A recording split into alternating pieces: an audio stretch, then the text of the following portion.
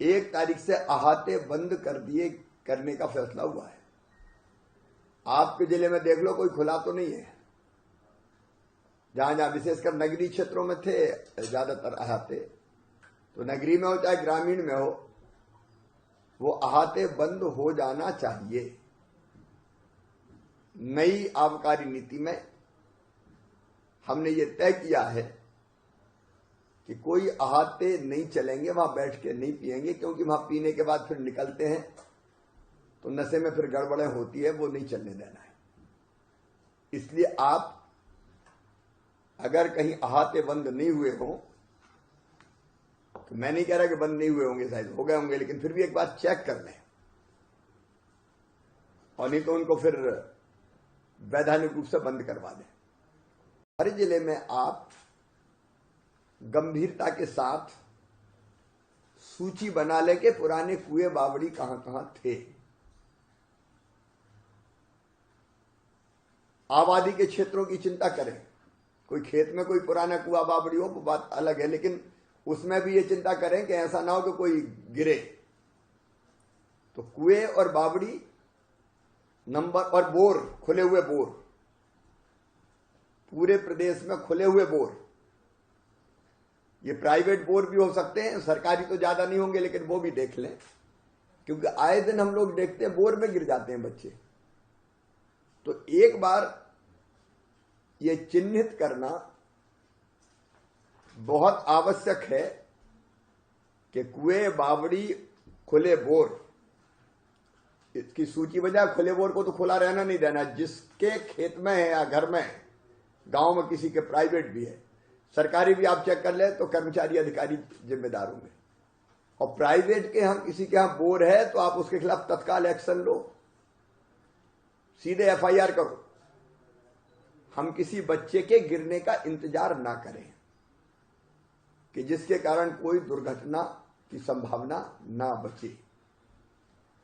अगर कोई का कब्जा है तो वो आप देखिए, अगर ओपन हो सकता है और उसमें पानी भर सकता है तो बाउंड्री बननी चाहिए फिर उसकी। मैं ऐसे कुओं की बात भी कर रहा हूं बावड़ी की, जहां बाउंड्री नहीं है, केवल सपाट पड़े हुए हैं।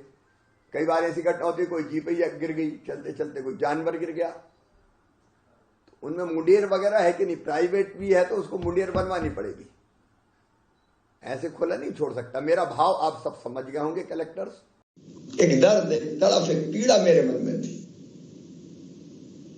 कि मैं अपनी बहनों की स्थिति और कैसे ठीक करूं। और फिर मुझे लगा कि हर बहन के खाते में अगर ये जाएगा तो निश्चित तौर पर हालत बदलेगी।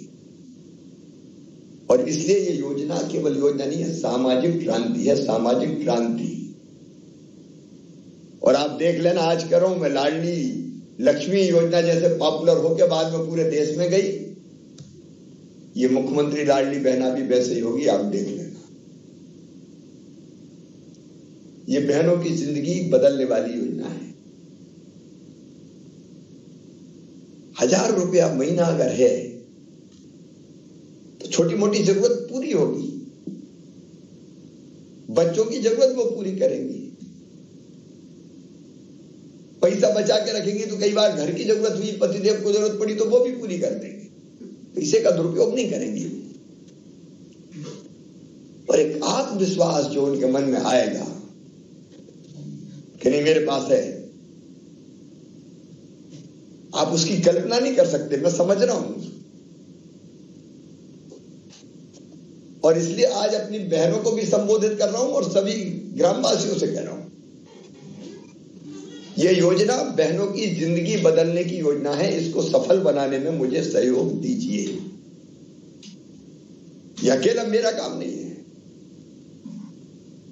यह हम सबका मिलकर काम है। जब तक बहनें सबल नहीं होंगी, सशक्त नहीं होंगी, आत्मनिर्भर नहीं होंगी, आत्मविश्वास से भरी नहीं होंगी, तब तक ना तो कोई देश बन सकता है, ना कोई प्रदेश बन सकता है। प्राचीन भारत में हम देखते हैं कि बहनों और बेटियों का कितना सम्मान था। यत्र नार्यस्तु पूज्यन्ते रमन्ते तत्र देवता। जहां मां बहन बेटी की इज्जत मान और सम्मान होता है, वहीं भगवान निवास करते हैं। ये हमारे ऋषियों ने कहा, ये हमारे पूर्वजों ने कहा। लेकिन बीच के कालखंड में शायद गुलामी के कारण, परतंत्रता के कारण और मुगल काल में विशेष परिस्थितियों के कारण बहनों का वो मान सम्मान कम होता चला गया। अब मैं उसके विस्तार में नहीं जा रहा। उसका एक ही उदाहरण देखना हो तो बेटे जन्म ज्यादा लेते हैं, बेटियां पैदा कम होती है। बीच में स्थिति बहुत भयावह हो गई थी। 1000 बेटों पे 911 बेटियां जन्म ले रही थी। और तब हमने लाडली लक्ष्मी योजना बनाई थी।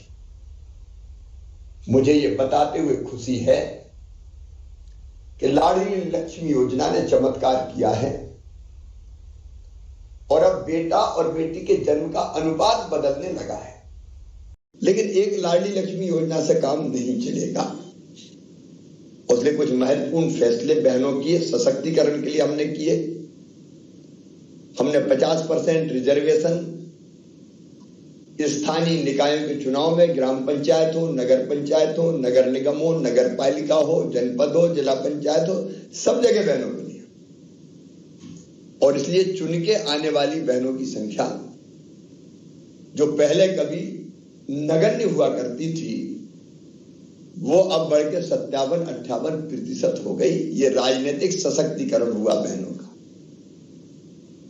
दूसरी हमने कोशिश की, शासकीय सेवाओं में आरक्षण 50% दिया शिक्षकों की भर्ती में,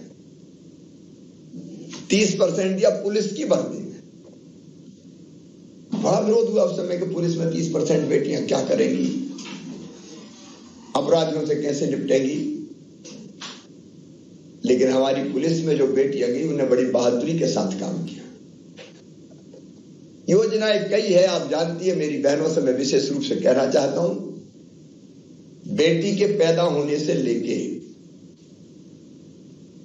पैदा हो तो लाडली लक्ष्मी, स्कूल जाए तो किताबें, दूसरे गांव जाए तो साइकिल, स्कॉलरशिप की योजनाएं, फिर 12वीं में प्रथम श्रेणी में पास हो जाए तो गांव की बेटी योजना, उसका लाभ 5000 रुपया पाए। शहर में प्रतिभा किरण योजना, जिसमें 5000 रुपया पाए। लाडली लक्ष्मी बेटियों को अलग अलग 5वीं पास करके 6वीं, 8वीं पास करके 9वीं अलग अलग राशि देने की व्यवस्था। अब कॉलेज में जाए तो 12,500, डिग्री प्राप्त करे तो फिर 12,500। और अब तो ये भी तय कर लिया कि मेडिकल इंजीनियरिंग में जाए तो वो फीस भी मैं भरवाऊंगा। बेटियों की शादी की योजना भी इसलिए शुरू की कि बेटी बोझ ना मानी जाए, इसलिए मुख्यमंत्री कन्या विवाह योजना।